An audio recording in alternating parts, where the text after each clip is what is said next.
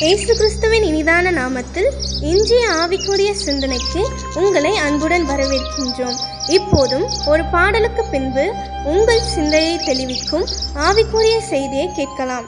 பாவத்தில் இருந்த உன்னை பரிசுத்தமாக்கியவர், பாவத்தில் இருந்த உன்னை பரிசுத்தமாக்கியவர், தாழ்மையில் கிடந்த உன்னை தம் தயவால் தூக்கியவர், தாழ்மையில் கிடந்த உன்னை தம் தயவால் தூக்கியவர்.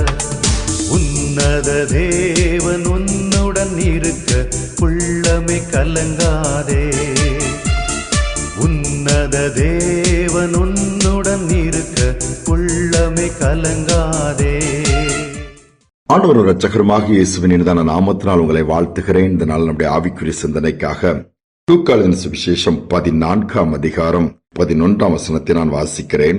தன்னைத்தான் உயர்த்துகிறவன் எவனும் தாழ்த்தப்படுவான், தன்னைத்தான் தாழ்த்துகிறவன் உயர்த்தப்படுவான் என்றார்.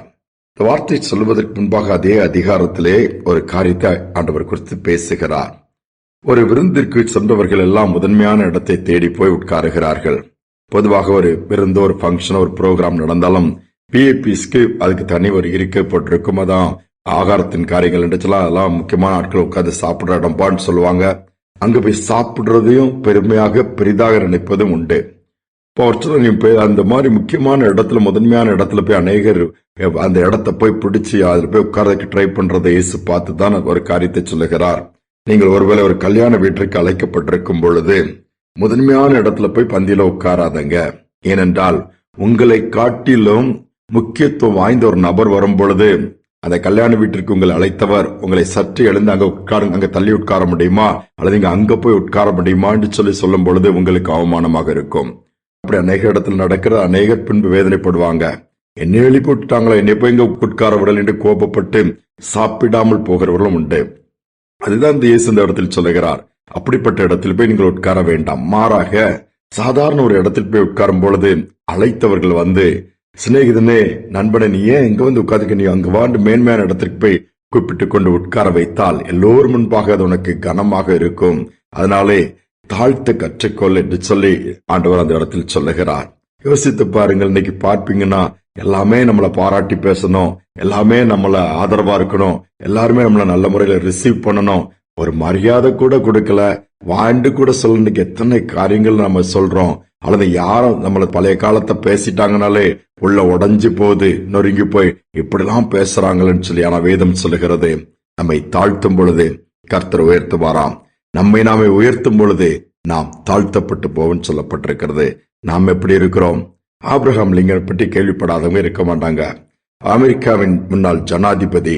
அவர் எவ்வளவு கஷ்டமான கரடுமுரடான பாதைகளை தாண்டி தான் அவர் வாழ்க்கையில முன்னேறினார். அவருடைய வாழ்க்கை கடினமான பாதை. அவர் பதவி இருக்கும் பொழுது எதிர்கட்சிக்காரங்க மற்ற சுற்றி நிறைய பெரிய பெரிய ஆட்கள் இருக்கும் பொழுது அவர் பேசும் பொழுது எதிர்கட்சி தலைவர் அவரை ரொம்ப கேலி பண்ணி சிரித்து கமெண்ட் அடித்தாராம்.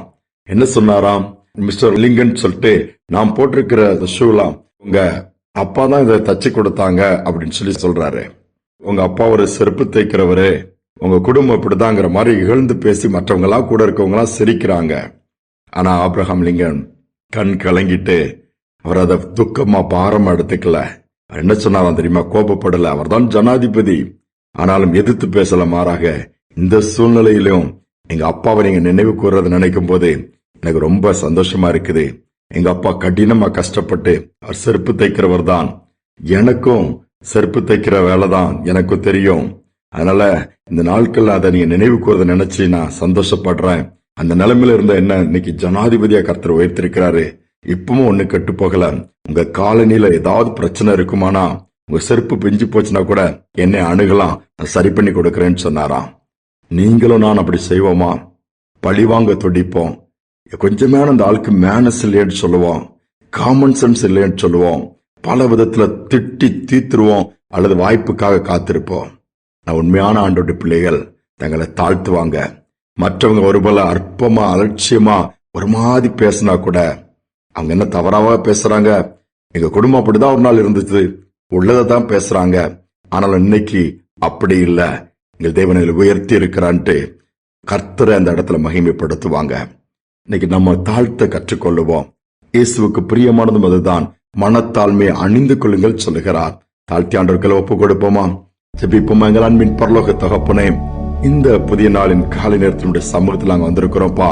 அநேக நேரம் அநேகர் சொல்கிற காரியங்கள் எங்களை துக்கப்படுத்துகிறது, அல்லது அநேக நேரம் நாங்களும் கூட கனத்தை தேடி அலைகிறோம். மற்றவங்க எங்களை பாராட்டணும், மற்றவங்க எங்களுக்கு மரியாதை கொடுக்கணும். சில நேரத்தில் நாங்களே எங்களை மேன்மையா உயர்த்தி பேசி விடுகிறோம், தாழ்த்த மறந்து விடுகிறோம், பெருமை எங்களுக்குள் வந்து விடுகிறது. அப்படி அல்ல, தாழ்த்த கற்றுக்கொள்ளுங்க. நீர் சிலுவையின் மரண பரியந்தம் உம்மை தாழ்த்தினீர் என்று வேதம் சொல்லுகிறதப்பா. எங்களுக்கு தாழ்மையுள்ள ஸ்வபாவத்தை தாங்கப்பா, தாழ்த்த கற்றுக்கொடுக்க. அதோடு மட்டுமல்ல, தாழ்மையுள்ளவர்களுக்கு நீ கிருபை அளிக்கிறேன் வேதம் சொல்லுகிறதே.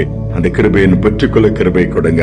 தாழ்த்தி ஒப்பு கொடுக்கிறோம். அந்த நாள் முழுவதும் கரம் ஒவ்வொருவரையும் ஆளுகை செய்யட்டும், பிரசனம் நிரப்பட்டும், துக்கங்களை சந்தோஷமா மாற்றி கொடுங்கப்பா. ஒருவேளை மற்றவங்க அவமானப்படுத்தப்பட்டு மற்றவர்களால் இன்னைக்கு நிந்திக்கப்பட்டு வேதனையோடு இருக்கிற இந்த செய்தியை கேட்கலாம். நீங்க தைரியம் கொடுங்கப்பா. இந்த நேரத்தில் இந்த பாதையை விட்டு தாண்டத்தக்கதாய் அவங்க மனதை திடப்படுத்தி தூக்கி நிறுத்துங்க. தாழ்த்தி ஒப்பு கொடுக்கிறோம். துதி கன மகிமைக்கு செலுத்துகிறோம். இயேசுவின் நாமத்தில் பிதாவே, ஆமேன் ஆமேன். தாழ்த்தும் பொழுது கர்த்தர் உயர்த்துவார். பெருமை நம்மை உயர்த்துவோம் என்று சொன்னால் நாம் தாழ்த்தப்படுவோம். இந்த சிந்தனையோடு இந்த நாளை தொடருவோம். மீண்டுமாய் நாளை தினம் சந்திப்போம். தாழ்மையுள்ள